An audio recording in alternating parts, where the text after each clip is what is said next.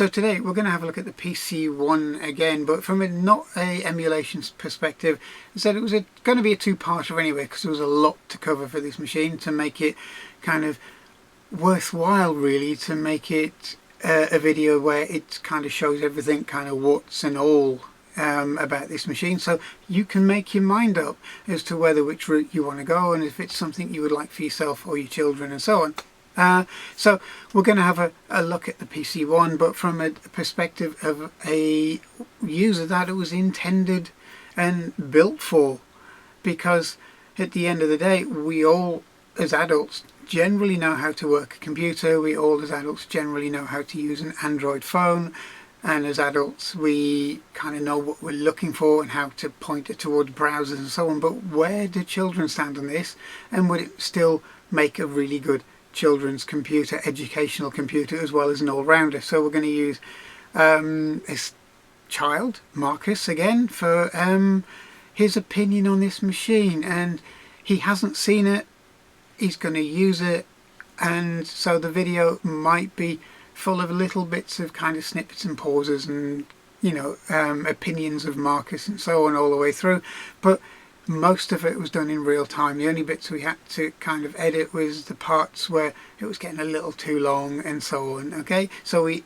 squished it down a little bit, but the bits you see would be in real time, and also the opinion of somebody who's really this machine is originally designed for and originally aimed at. So let's take a look. Okay, so we're going to look at the PC-1 today. We've had a look at it with as a view to being a replacement for a ZX Spectrum, sort of a modern day machine which can run HDMI TVs and so on.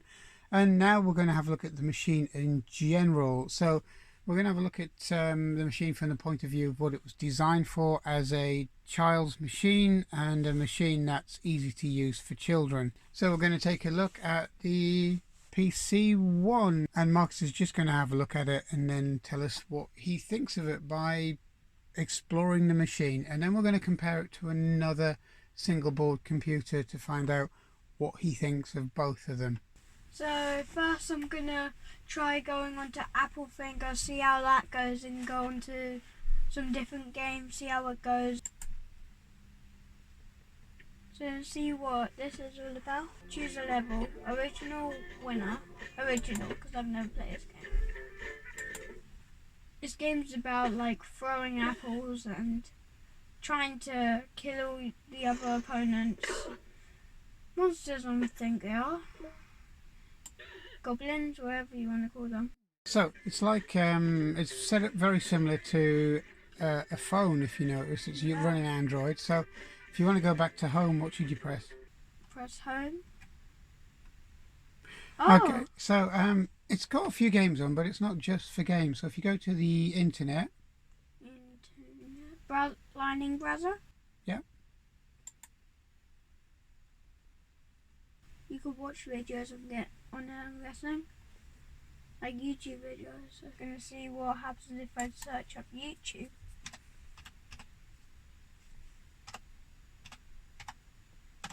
YouTube and enter. Ah, something like a laptop. Press YouTube. If you have a laptop, you're gonna recognize this bit. Here comes up all the videos, and up here I think. So let's see what this does. So here's all the videos that you would normally watch on a laptop. So it's really similar to a laptop when you go onto like browser and search up YouTube and stuff like that. It's really similar. Is it similar to a phone, or is it because you've got an iPhone? Yeah, it isn't similar to that.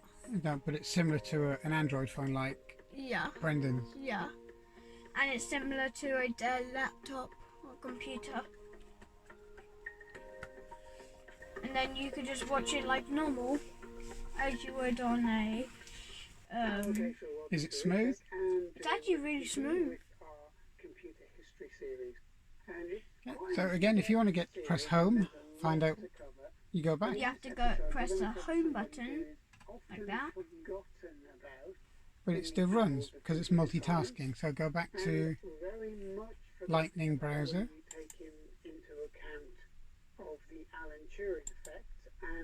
And then pause that. Oh, it's really similar. So when you're pausing it too. Right, now go to the home button. And there you go. Is it easy to use? Yeah. Right, okay. So It's a little like a laptop, but if it you- doesn't do this. if you want to find out what you've got running, you can press that button there. Press that button. This. Yep. And that's all the things And you then got you running. can just swipe them to go. Just click on them. And then you run them. Okay? Mhm. So go back to home. Now, it's not just that, there's other stuff on it. For example, you've got Gloomy. yeah, that's more games. Dungeons You've got more too. games, but you've also got stuff to do your homework on. So if you look at the bottom, can you see Smart Office? Yeah. Okay. Like maths, English, Smart Office by Art Effects. Yeah, you can put any form of Office on here. I mean, you can delete all that. That's just to show you how the keyboard works, because that's what I was doing the other day, just to make sure everything's fine. But if you've got your projects at school, you can use this to send in your work. Yeah. So if you download your stuff from your school portal, you can use this computer as well to do your work and return it. Or you can use this to actually learn. So you're actually ready for school. So go back to the home button. Some of the other stuff you got on here is let's have a quick look. You got Settings. oh, you got Music Maker as well. Music. This. Yeah. What's this? I've never actually used one of these before. So if you click on piano at the top of the screen, Piano. and then just press a key.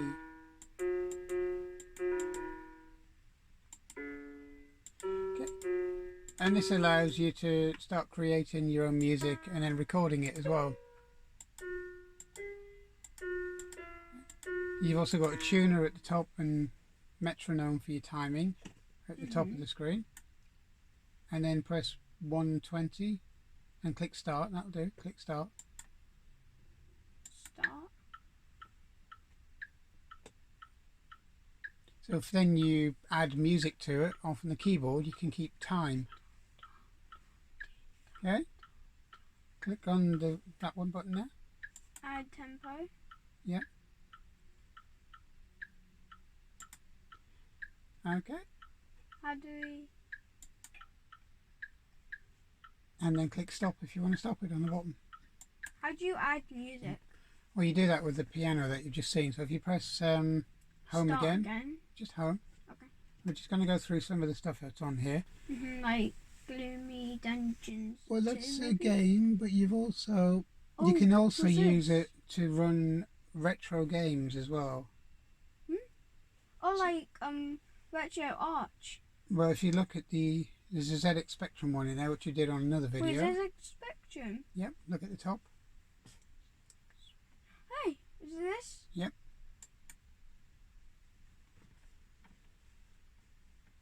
Hey, I remember this. And then press escape. Right, now if you use your mouse and go to open file.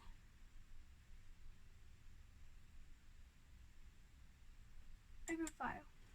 Right, now press the little middle button on there, the one with the disc. The games. Yeah, click on games and then scroll down.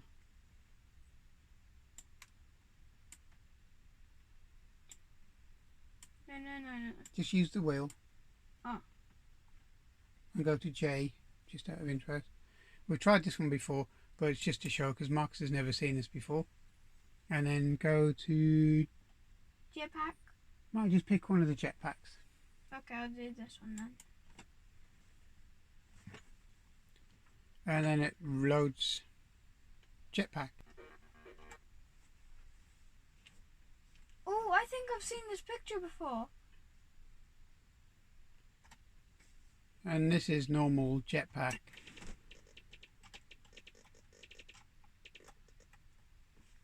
Okay, it's actually really hard.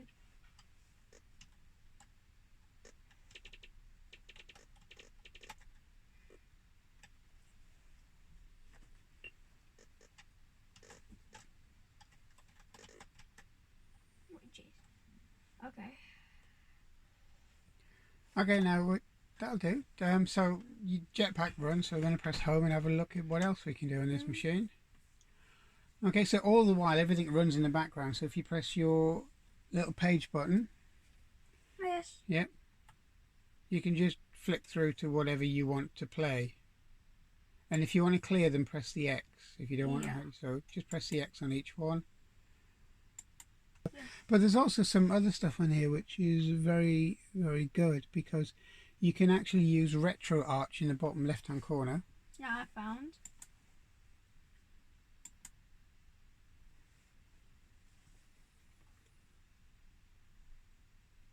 And this allows you to load basically different emulators for different computers. So if you wanted to have a Commodore 64 emulator, you can put it on here, or if you put other RetroArch files on here, you can put them on here and use it as another machine entirely. So you can use this for a lot of other things rather than just as a plain everyday computer. What else have we got on here? We haven't tried this out. And this is a glue. I know that I've seen something, that symbol before. Play. This is one of the games that come on it for a bit of entertainment as well.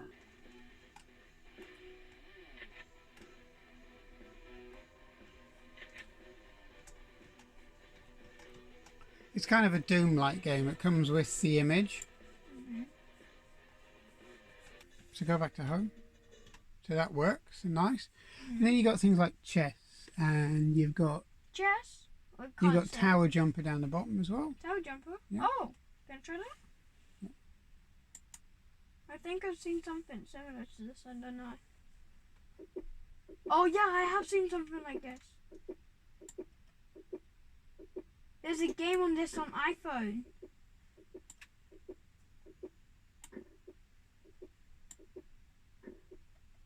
You have to try not touch the pink. Oh, that's a close one. Oh no, that was a hard one. Because I know this game. You can even go on iPhone. Oh, close. Okay, so we'll go back to home again. Halloweeners.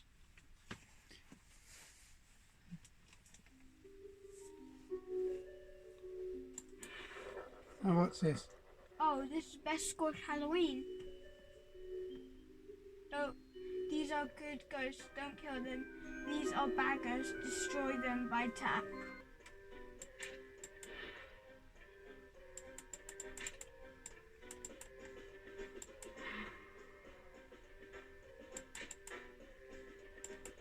Oh, close.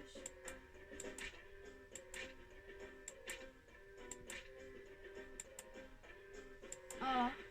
Okay, so this works. So we'll go back to home. So if you can put your photographs from your cameras on here, see gallery.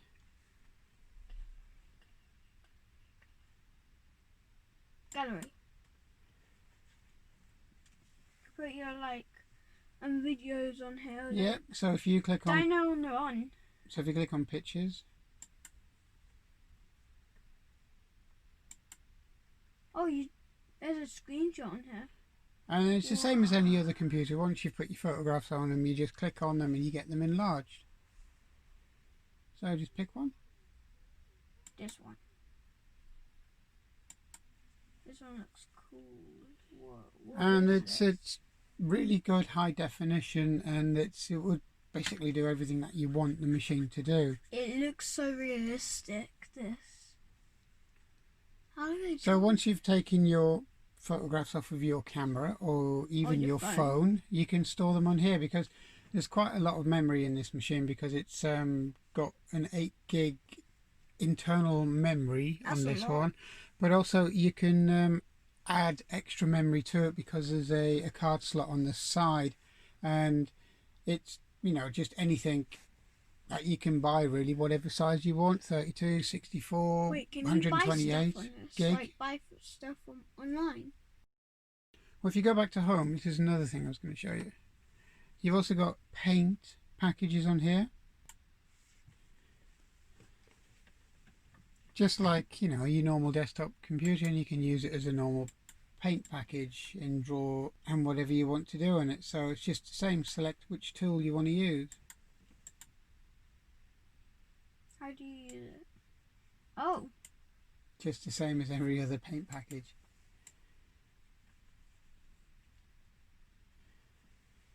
Okay, so go back to the main menu. Okay, you've also got your calendar for doing normal stuff on here. So if you want to start putting your dates and your calendar entries in here, and it's exactly the same as you would find on your phone or even a Windows machine. November, it's not even November. There we go. So you're back in December. So if you go back to home, I'll show you what else you've got on here. If you go to your calculator option. Oh. And your calculator is same, you know, you can have it any size you like. 8 times 6. Right, and also like every normal computer, you have a directory structure. Top left hand corner, you've got something called dir. And that's basically everything from Android? it's an Android, from your downloads to your music, because you can put music on here. So if you click on music, and you can drop your music into there, so click back. You've also got alarms that you can set, movies you can drop onto it, notifications for email you can drop into it, pictures. Wait, you can watch movies on here? Yep. You've also got a download structure. It's the Minion graphic, which is fourth from the top. And this is a structured kind of installer that you can actually install games. Other things like, so if you go to educational games and scroll down, Maths Master Kids. you've got Math Master, Monster Numbers, keep going. Spell and read games if you're, you know, for your children. Read spell second grade. Read spell third grade. Numbers for kids, counting 1, 2, 3 games. Maths Master. Endless numbers. Math Master games and stuff like that. ABC tracking alphabet and numbers. So you've got quite a lot for kids on here. So if we just go back to home, so you got a lot of games on here as well for basically everyone. Looks like Iron Man. A little. ZX Jetpack. Hey, you could download it on phones. Yeah. This is all the stuff that you got access to as well, and a lot more besides. And if you go to applications, oh, you got some games of this. Yeah, you've even got a Windows 98 simulator, so you can actually use Windows 98 on this. Commodore 64 emulator. So again, there's a lot more stuff you can install as and when you need it. So SnapTube. It's everything you probably need to use this machine, and also 3D modeling, a composer to write your own music. Again, you got an easy composer on there. EX Composer. You got a version. Oh, a limited painter. Yeah, another version of a painter. Sketchbook, and loads of applications you can. Oh, that's it. And loads of applications you can get access to, and a lot more besides. So what do you think of this modern micro? It's really, really good. It's like a thing for kids that lots of kids might like, and it's got really good graphics. Could you use it for school? Yeah. You could use it for school because you've got like, if you go into there, you can like download some maths and English and spelling stuff. Could you use it on your school portal? Yeah, you could send it to your school and say, this is what I did at home. So can you access everything that you need to on the internet on this machine? Mhm. What does the keyboard feel like? Keyboard feels really, really like soft because it's brand new. I'm guessing. Mhm. It's like really smooth, and it's like when you press a button, it's not like one of those other computers where it was really hard to press them down. It was actually really like slow and easy to actually press them down. It was smooth too. So you think it's a good game then? A good computer, yes, really good computer. Yep. Mhm. Right. So would you prefer that to your laptop? I don't know actually. Yeah, a little. Right. Do you know how much your laptop costs?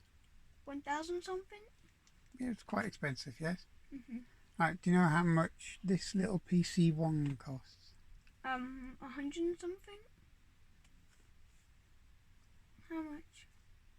It costs about, including shipping, and taxes and all the kind of stuff that they add on to the price when you get something.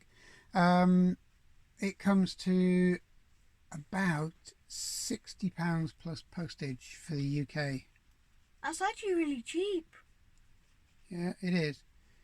And that includes everything. You've got your computer, your obviously nice keyboard, power supply, on off switch. The only thing you might have to supply if you don't get one is a HDMI cable, which costs about £2. Okay, That's actually cheap for one of those. but it comes with a composite cable because a lot of people have composite ready TVs.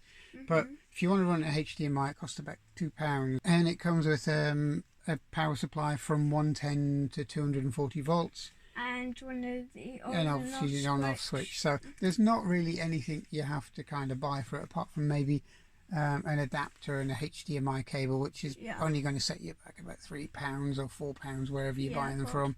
So not a lot. And that's everything. Straight out the box. Plug it in and you can use it. So we can also turn this into a Commodore 64. And we're going to now have a look at the Pi 400, and Marcus is going to see what he thinks of this in comparison to the PC-1. Again, this is aimed at as using it from a point of view of switching it on out of the box, what you can do with it, and what children would do with it if they were using it for their basically home computer to do their schoolwork on and so on, and also to have a little bit of an entertainment on a Sunday afternoon as well. So off you go. What's your first thoughts of the Pi? It looks really cool, but it's only got one thing really. The mouse feels really nice. And the keys, I haven't used the keys yet, so gonna see what it does.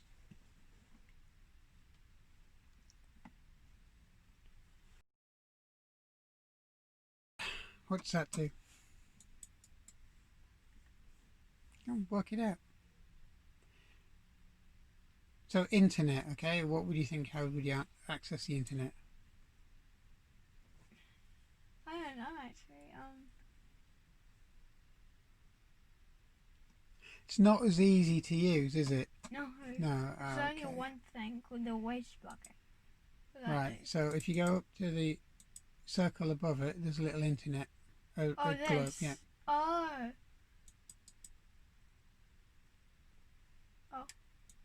There we go. There we go. It's not any quicker, is it? No.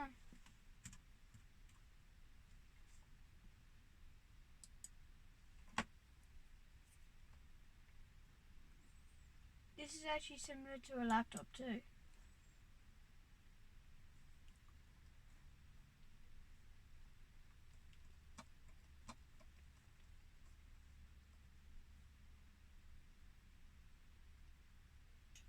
It's actually a little slower, isn't it, accessing the internet than the PC-1 was? Yeah. Right, okay, so do a search on the search bar. What?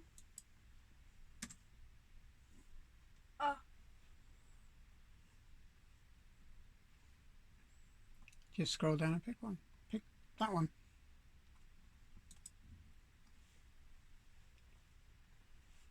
It's similar. It's more similar to a laptop when you're going onto YouTube and stuff.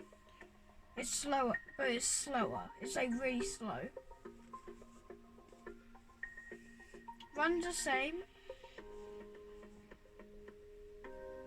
It runs the same, but when you're trying to get onto something, it's like really slow. Not like the other computer we just looked at, the PC-1, I think.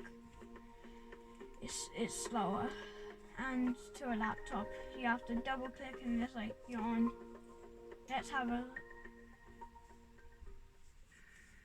Okay, so you can hear in the background an outboard motor, which is fairly modern in comparison to the days of the people we're going to talk about. But what really has changed, if you sat on a boat similar to this, going down the River Cam, you can skip forward a bit. You wouldn't really.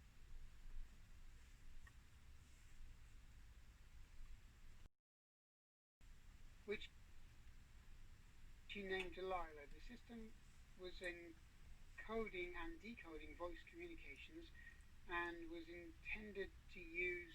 Pick another one down the side. Turing was summoned by the Queen and awarded an OBE for services to his country.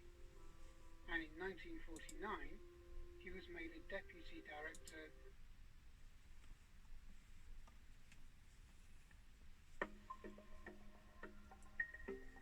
So it's very similar, isn't it? Yeah.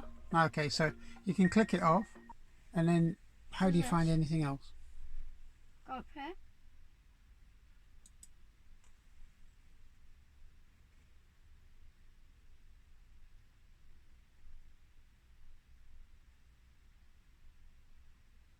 How would you do your schoolwork on this one? So what would you use?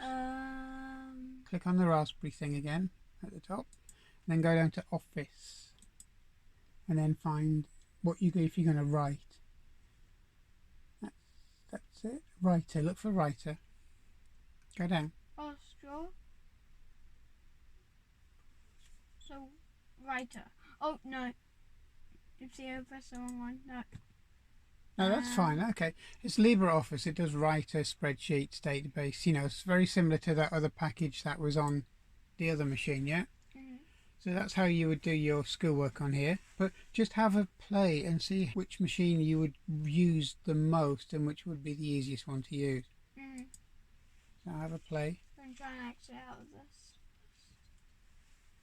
Is there any games on this that I can try?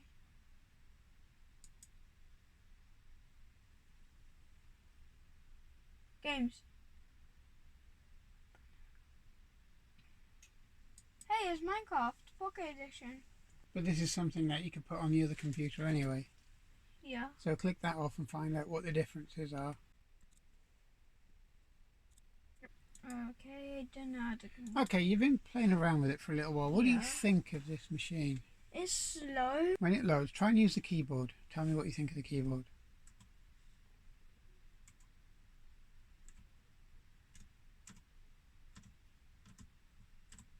Does it move around while you type?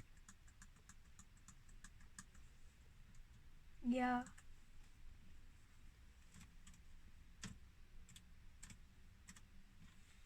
Yeah, it just moves around. What? So what do you think of the keyboard? Not that good. But the mouse is really good.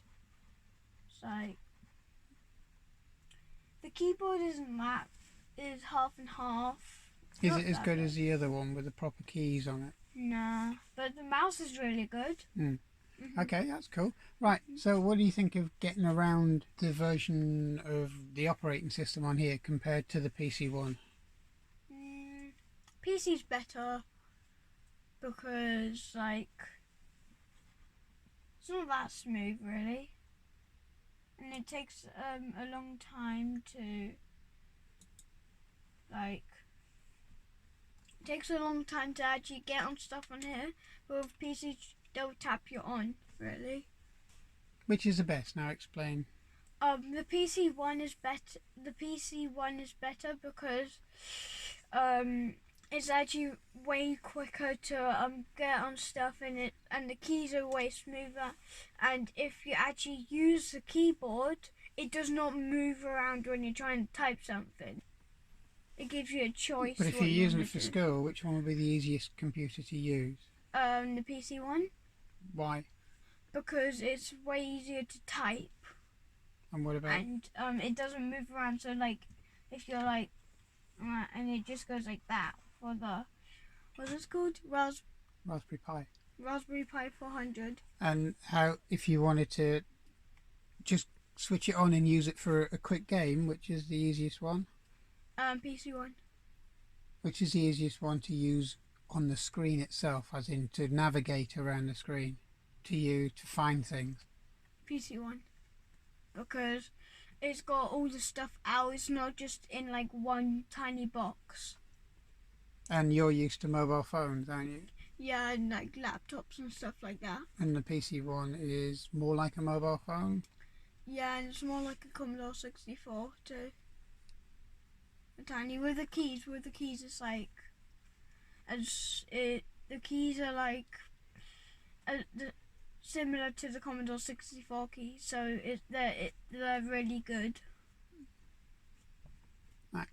So, which would you say was the most expensive machine to buy? I think this. Why?